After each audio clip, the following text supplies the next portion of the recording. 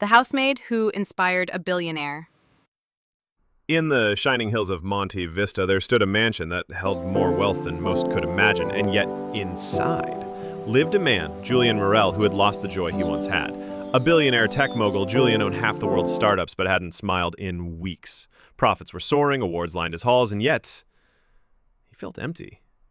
Then came Maya. She was hired as a housemaid, quiet kind and seemingly invisible to most of the mansion's staff. She came from a small village, worked hard, and never complained. Her pay was modest, but she treated her job like she was serving royalty. Every dish she washed, every room she cleaned, she did it with a peace that no wealth could buy. Julian noticed her once, while passing by the kitchen. She was humming a soft tune, full of life. Curious, he paused. "Why are you always smiling?" he asked abruptly. She looked up, surprised, but answered without hesitation.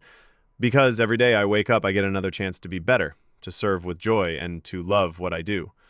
That's more than many people have." He was stunned. In a world where people wanted more, here was someone content with less, but living with more heart than anyone he knew.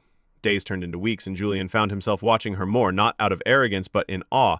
He noticed how she offered warm tea to the other staff before breaks, how she encouraged the gardener with small scriptures, and how she always said, "Thank you, Lord," before she began her day. One evening, Julian invited her to sit in the garden. He asked, "Maya, what do you really want in life? I could give you anything." She smiled. "I want to build a small school in my village for the girls who are told they're only worth their chores."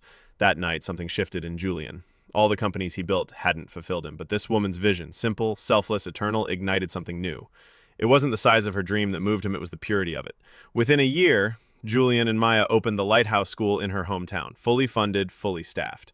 Maya didn't just inspire a billionaire, she changed him.